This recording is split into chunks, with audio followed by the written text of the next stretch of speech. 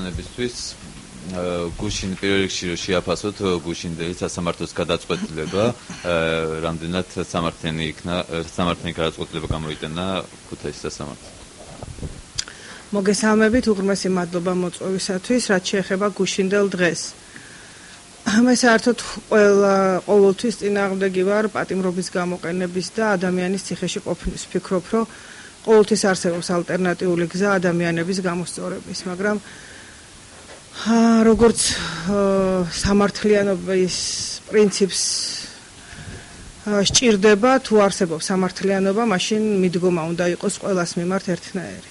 თუ ციხეები არსებობს და ციხეებში უნდა იჯდნენ დამნაშავეები, მაშინ ეს ის შემთხვევაა, რომ ანონ ვერაბიშვილი და მისნაირები უნდა იყვნენ ციხეებში.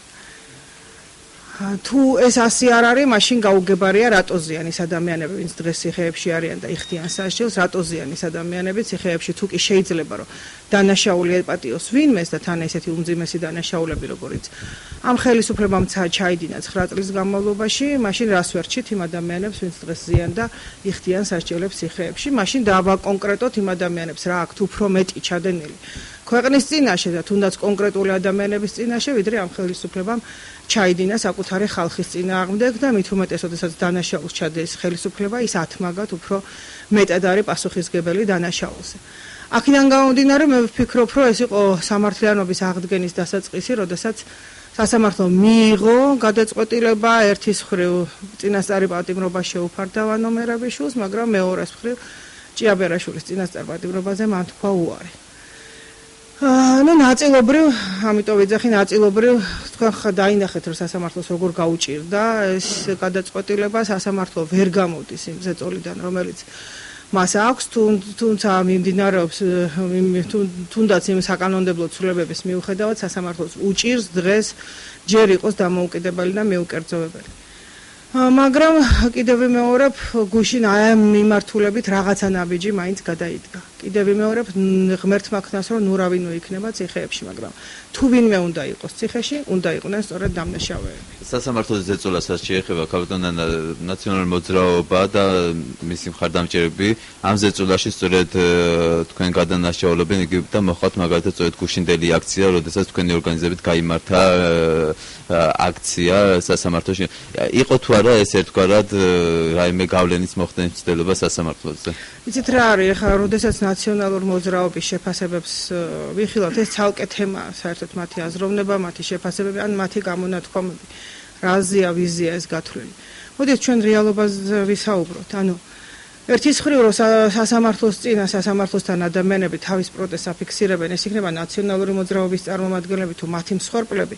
ერთსაც და მეორესაც ყველას აქვს გამოხატვის თავისუფლება და ყველას აქვს უფლება რომ კონდეს საკუთარი აზრი. როგორც მათ, როდესაც ისინი იცავენ ბაჩუ ახალაიასა თუ სხვებს, ისე იმ პოლიტპატიმრებსა თუ სხვა მსხვერპლებს ვინც გუშინ იქ იყვნენ. იქ იყვნენ არა მარტო პოლიტპატიმრები, პოლიტპატიმართა რაოდენობა იყო ძალიან ცოტა.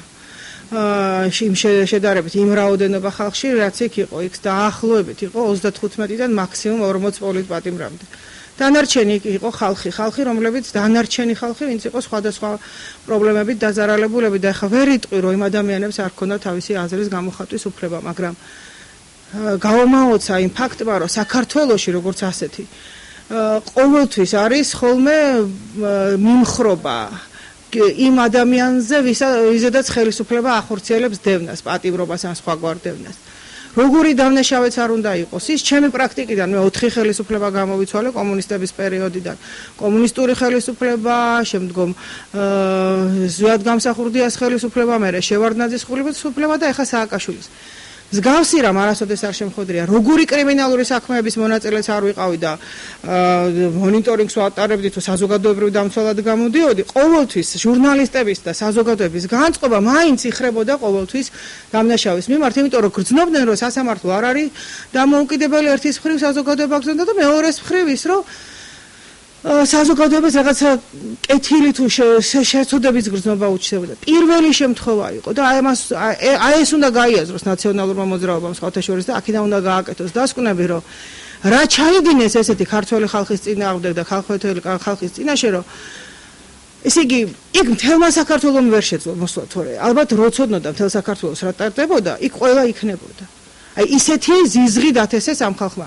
სასამართლოში იქნება ეს, კაფეში იქნება, რესტორანში იქნება თუ ქუჩაში იქნება, ამ სიძულვილს ისინი ხალხისგან ყველა ფეხის ნაბიჯზე ხედავენ და როდესაც უნდათ ეს თავიანთი დანაშაულება, რაც დათესეს, იმას იმკიან და როდესაც ეს უნდათ რომ სადღაც სხვაგან გადაიტანონ ეს ვექტორი და სხვის მიმართულებით მიმართონ, ნუ ეს თქვენ იცით რომ საზოგადოებაში ამას არანაირი აზრი არ აქვს და მე ვფიქრობ რომ მათი გამონათქვამები და შეფასებები ეს კაკაბაძე თავისი კრიმინალებით თუ რაღაც სხვა გამონათქვამები ეს არ არის გათვლილი საქართველოს მოსახლეობაზე. საქართველოს მოსახლეობას ამით ვერ ყვება, ამით ვერ მოატყვევ, იმიტომ რომ ხალხმა თავის კანზე იცის ეს რაც ხდება. ეს გათვლილი არის ძირითადად სადღაც სხვა ქვეყნებში, სადაც მათ რაღაცა გაურკვეველი წარმომავლობის ფაროლები ყავთ, იმათზეა გათვლილი, რომ შემდგომ აი ეს გამონათქვამები მათ გამოიყენონ შემდგომ საქართველოს ხელისუფლებაზე ზეწოლისთვის და არა იმიტომ რომ ეს ამას იმიტომ კი არ საუბრობენ რომ მართლა ვინმეს გონია რომ ამას საქართველოში ამას ვინმე დაიჯერებს. ანუ აქ აქვთ მათ გათვლები გაკეთებული, მაგრამ მინდა გითხრათ რომ ესეც მე მგონი რომ ყალგასულია, იმიტომ რომ თუნდაც დასავლეთის პრესის შეფასებებს თუ უყურებთ უკვე ცალსახად წერენ რომ ოღონდ იყოს პროცესი გამჭირვალე და დანარჩენი უკვე საქართველოს ხელისუფლების გადასაწყვეტია, იმიტომ რომ გაიშიფრა ის თუ სადმე იყო გაუგებრობა ან მათი ვთქვათ ხელოვნური პიარით აგორებული კამპანია რომელიც მათ სასარგებლოდ მუშაობდა ცრუ კამპანია დღეს ესეც გაიშიფრა და დარჩნენ მხოლოდ მათი მხარდამჭერებად დარჩნენ მხოლოდ ის ადამიანები ვისაც კონკრეტული ინტერესები ჰქონდათ ან კონკრეტული დანაშაულებები ჰქონდათ ჩადენილი ამ ხელისუფლებასთან ერთად სააკაშვილის ხელისუფლებასთან ერთად დანარჩენი მხარდამჭერთა რიცხვი მათი უკვე იქაც განოვდა. აქედან გამომდინარე მინდა გითხრათ რომ ვინაიდან საქართველოში მათი პოზიციები არის ნოლის ქვემოთ და ისინი ამ საქართველოს მოსახლეობის განწყობებზე გათვლილად არ საუბრობენ და მე მინდა გითხრათ რომ ეს საქართველოს მოსახლეობასთან ლაპარაკი მათ დაასრულეს 2003 წლის რევოლუციის შემდგომ ეს იყო პერიოდი, როდესაც მათ კიდე ჭირდებოდათ ხალხი და მათზე გათვლილად საუბრობდნენ. მას შემდეგ, რაც მათ მოახდინეს სახელმწიფო გადატრიალება და აიღეს ხელში ძალაუფლება, მას შემდეგ მათ დიალოგი საზოგადოებასთან შეწყვიტეს და მხოლოდ ძალიან მოკლე პერიოდით წინა საარჩევნოთ არჩევნების პერიოდში ესაუბრებოდნენ ხოლმე და ისიც სანახევროდ ქართველ ხალხს. დანარჩენი ყველაფერი იყო სხვა ქვეყანაზე გათვლილი. დღეს აბსოლუტურად სხვა ქვეყანაზე აქვს გათვლილი ესაუბრები და არა შიდა მოხმარებისთვის. ნანა კაკაბაძე და მელორ ვაჩნაძე უდგნენ შინაგან საქმეთა სამინისტროს დღის წესრიგს იყო ასეთი შეფასებებიც იგივე ნაციონალების მხრიდან და მათ მხარდამჭერების მხრიდან. როგორ ფიქრობთ თქვენ ითვალისწინებს ხელისუფლება თქვენს მოსაზრებას, იმიტომ რომ მერაბიშვილის დაკავების წინ რამდენიმე დღით ადრე იყო თქვენი შეკრება რეჟიმის გასამართლების მოთხოვნით და სწორედ ამის შემდეგ უკვე ერთმანეთთან კავშირში თუ არის და თქვენ თუ ფიქრობთ რომ რეალურად თქვენს მოსაზრებებს ითვალისწინებს ხელისუფლება? იცით რა, ნებისმიერი ორგანიზაცია მაგალითად და ნებისმიერი პირის სურვილი იქნებოდა რომ თავის თავზე მიეწერა ის რაც იყო, ხო, ეს მის რეიტინგს მატებს, მის გავლენებს მატებს საზოგადოებაში და ასე შემდეგ, მაგრამ მე არა ვარ ხა ის ადამიანი, რომელიც რაღაცა სხვა რაღაცის მიწერას ვაპირებს საკუთარ თავზე. ჯერ კიდევ თვეების წინ იყო ლაპარაკი იმაზე, რომ ანუ მერაბიშვილი უნდა ყოფილიყო დაჭერილი, ხო? ეს იყო გარდაუვალი პროცესი, რომ მისი დაჭერა და გასამართლება უნდა მომხდარიყო. შეიძლება ამ ჩვენ მიერ ორგანიზებულმა ღონისძიებამ ეს მხოლოდ რაღაც ვადებში დააჩქარა, იქიდან გამომდინარე, რომ დაინახეს აზვირთება. მე არც დღეს, როდესაც ნაციონალური მოძრაობა ლაპარაკობს ჩემს გავლენებზე ხელისუფლებასთან და სურს ჩემი გაიგივება, ესეთ შემთხვევით არ ხდება. ეს ხდება არა იმიტომ, რომ მართლაც მაქვს რაიმე გავლენა ხელისუფლებაზე და ეხლა ჩივილს არ დავიწყებ და ტირილს რომ აიმე როგორ ჩაგრავენ, მაგრამ რეალობაა, რომ არანაირი გავლენა არც მიცდია ხელისუფლებაზე ქონოდა.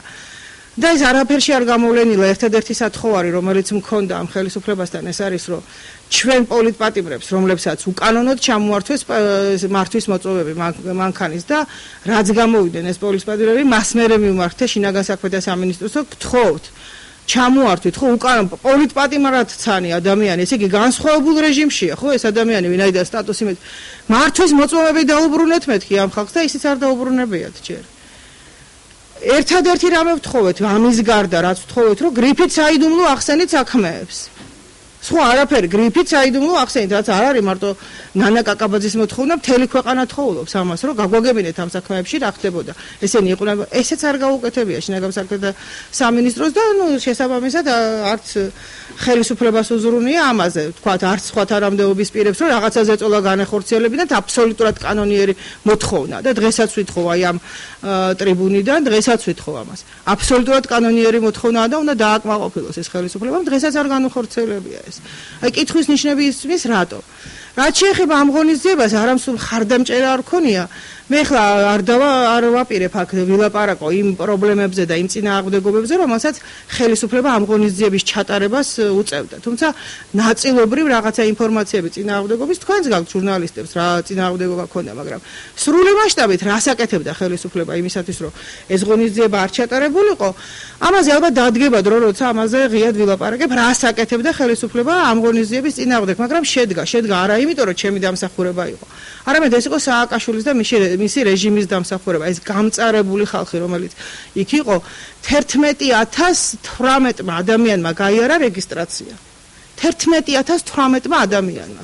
სპორტის სასახლეში, რომელმაც დააფიქსირა, ვისაც არ დაუფიქსირებია და მოვიდა და წავიდა, ის კიდე სხვა არის.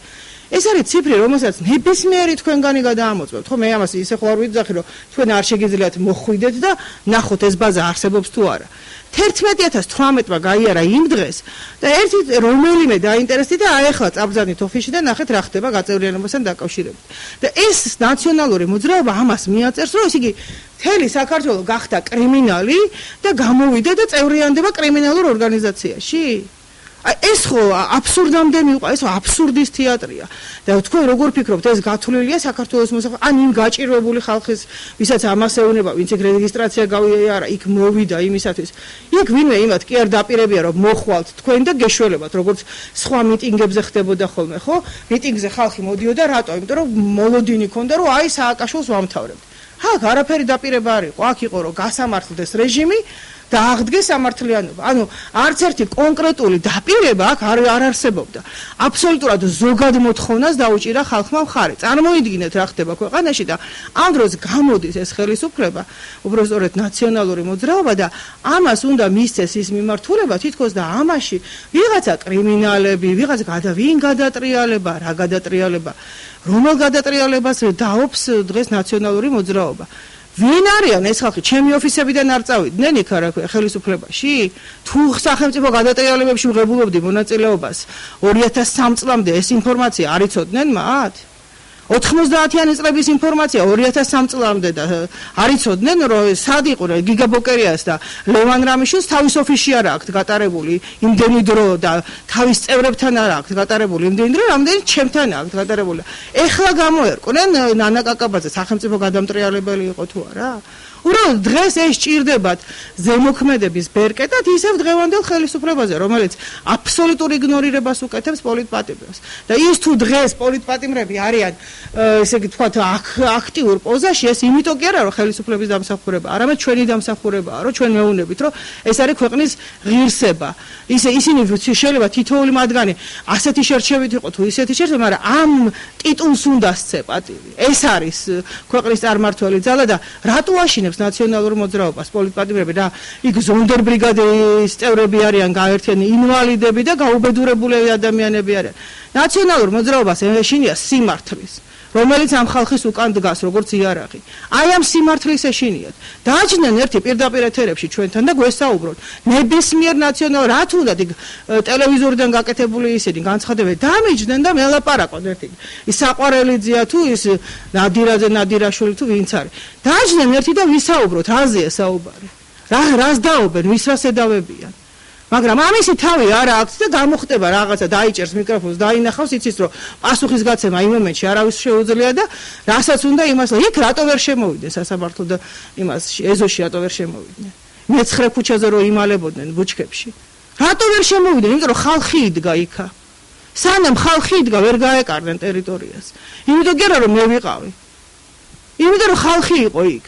თორემ მე მოვერეოდი კუნთმაგარი არც ერთი ხალი არ ახლდათ. იცით ჩვენ რო ჩამოვედით, გამოვედით, დავტოვეთ ეზო და გამოვედით სასამართლოდან, სადღაც სანამ ჩავიარეთ ის გზა და დავადექით ტრასას, იქ დავინახეთ, რომ ისინი ამოდიოდნენ. არც ერთი ხალი არ ახლდათ. კუნთმაგარი იმითი მოჭიდავე კაცებით იყვნენ დაკომპლექტებული, ისე მიდიოდნენ ეზოში.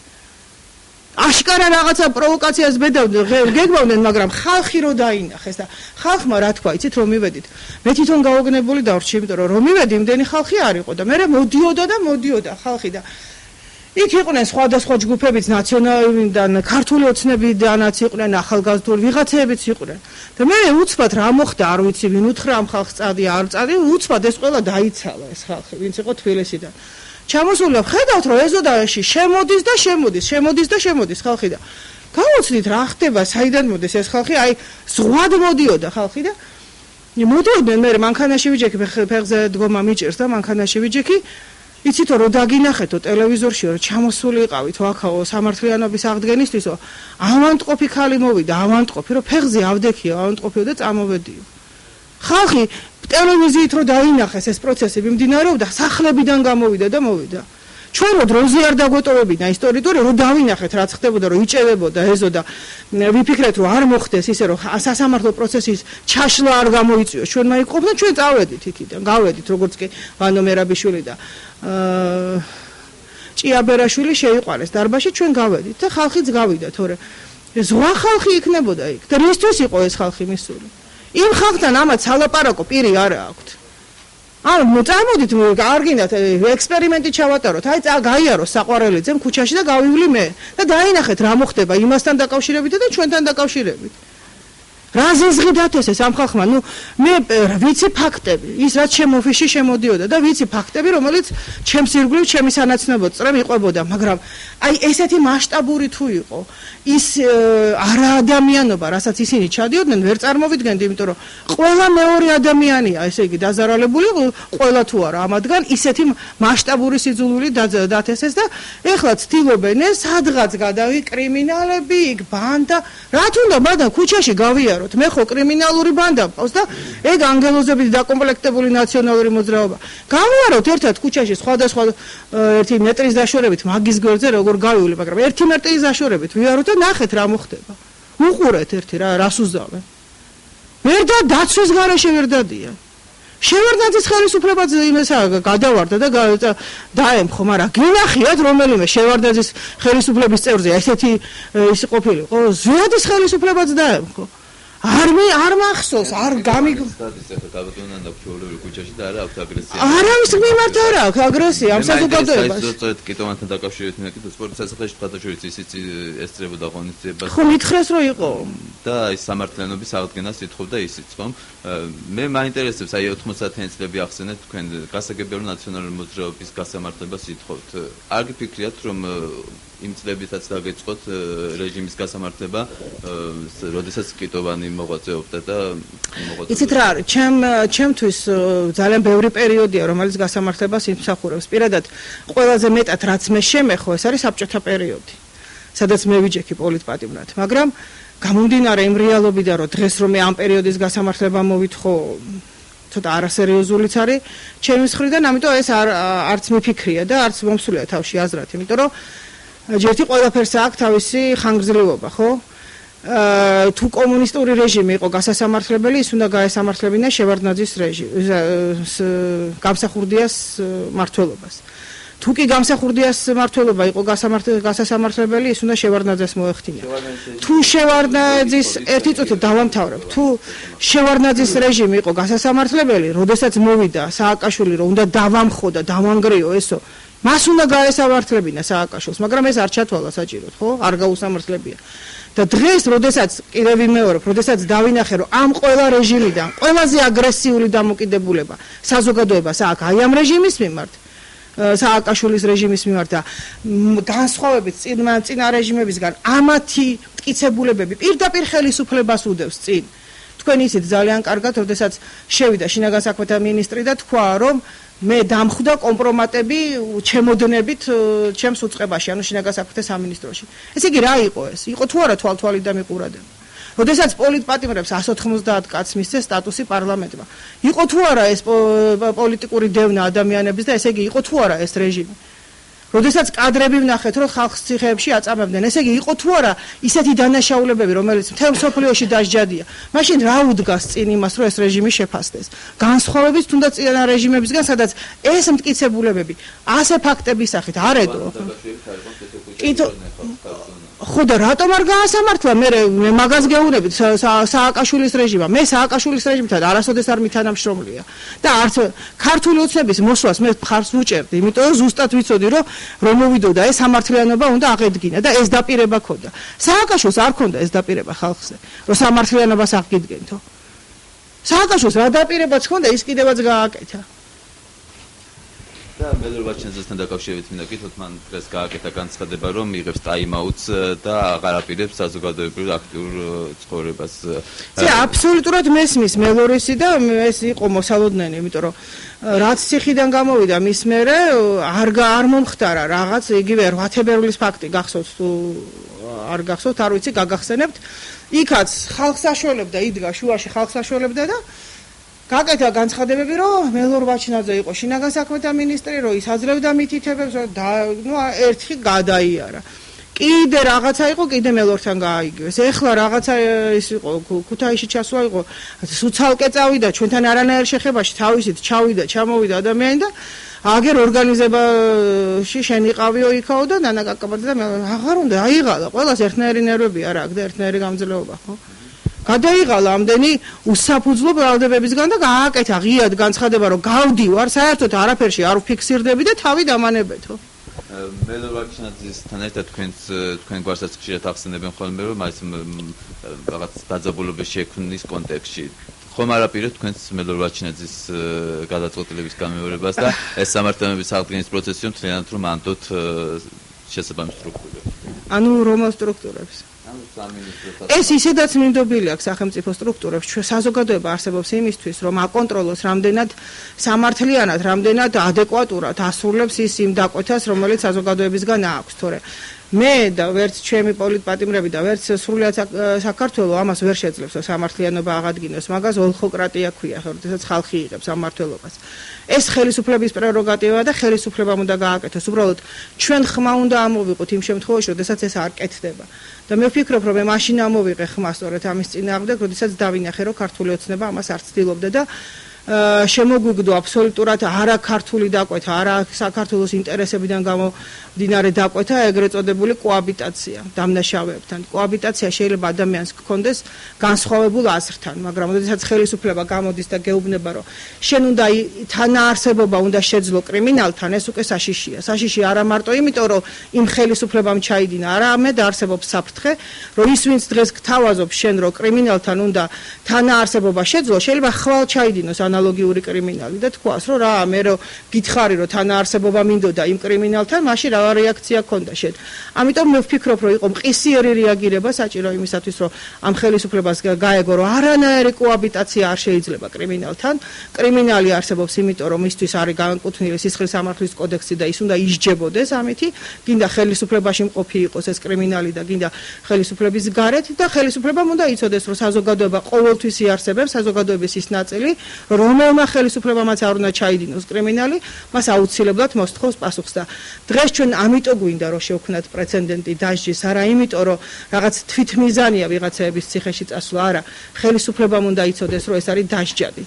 და აი ამის გამო რომ სხვა ხელისუფლებამ, გინდა ამ ხელისუფლებამ, ქართულმა ოცნებამ, გინდა შემდგომმა ხელისუფლებამ, უნდა იცოდეს რომ ეს არის დასჯადი და რომ მას საზოგადოება აუცილებლად მოსთხოვს პასუხს. საზოგადოებრივ აქტივობას თქვენ შეუძლებლად გააკეთებთ.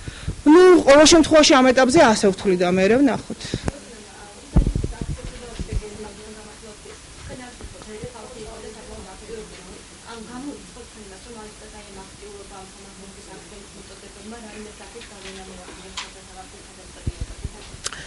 სასამართლოს გადაწყვეტილება უნდა იყოს კანონიერი, უნდა ეფუძნებოდეს კანონს. და თუ ეს არ არის კანონიერი, მაშინ საზოგადოება უნდა ახდენდეს სასამართლოზე ზეწოლას. რომ ის უნდა იყოს კანონიერი. თუ ჩვენ უკანონო გადაწყვეტილებასთან გვაქვს საქმე, შეგვიძლია ამაზე ვიდაოთ, მაგრამ თუ გადაწყვეტილება არის კანონიერი, მაგრამ სამწუხაროდ ის საზოგადოების გავლენით მოხდა და არა სასამართლოს კეთილინებით, მაშინ ეს უკვე არის სასამართლოს პრობლემა.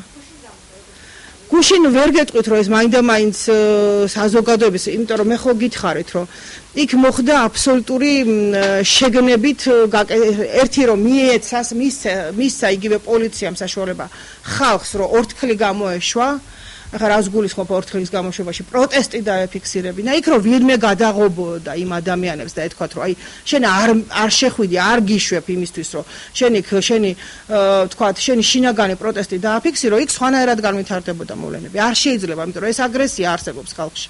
იქ მიუშვეს სწორედ იქამდე საზოგადოება მისცეს გამოხატვის თავისუფლების უფლება, მაგრამ როგორც გამოხატვის თავისუფლების უფლება მისცეს, მე ესე ვიგრძენი, შეიძლება ვცდები, მაგრამ მე ესე ვიგრძენი, რომ იყო გარკვეული ძალების ჩარევა იმისათვის, რომ ის ხალხი გასულიყო იქიდან და უთხრეს, ხო გამოხატეთ, ხო თქვით, ხო იძახეთ ვანოციხეში და გდანში და რასაც იძახონდეთ.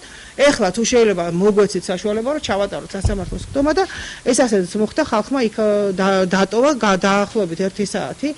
ჩვენ ვიდექით იქ ისე რომ ის ხალხი, ვინც მანამდე იყო მოსული, იქიდან აღარავინ აღარ იყო დარჩენილი. მერე მოდიოდნენ, როგორც გითხარით, მოდიოდნენ ქუთაისში მცხოვრები ადამიანები, ქუთაისლები მოდიოდნენ. და იმათაც რო არ მისცემოდათ გამოხატვის თავისუფლება, ისევ იქნებოდა, ხო, ადამიანები ისინიც იტყოდნენ, ჩვენ რატო არ გვაძლევთ. ანუ რაღაცნაირად ოქროს შუალედი იქნა მოძებნილი. სხვათა შორის მინდა გითხრათ, რომ პოლიციამ ბოლო პერიოდში რამდენჯერმე გამოავლინა სხვარი როგორ დამოკიდებულება აქვს იმას ჩვენ პოლიტპატიმრებთან მიმართებაში და ყოველთვის ჩვენი პოლიტპატიმრები ჯარიმდებიან, რატომღაც ჩადენილი აქვს თუ არა აქვს ჩადენილი, მაგრამ ეს რეალობაა, რომ პოლიციამ რამდენჯერმე გადადგა ისეთი ნაბიჯები, რომელიც აშკარად ჩემთვის იყო გამაოგნებელი და განმაცვიფრებელი, რომ ის იქცეოდა ისე ადეკვატურად, რომ არ იწვევდა საზოგადოების აგრესიას. და დღეს მინდა გითხრათ, რომ რეიტინგულია პოლიცია, მიუხედავად იმისა, რომ პოლიცია მაინც პოლიცია, იმიტომ რომ მან რამდენჯერმე აჩვენა ქართულ ხალხს, რომ ის იყო ქართული პოლიცია.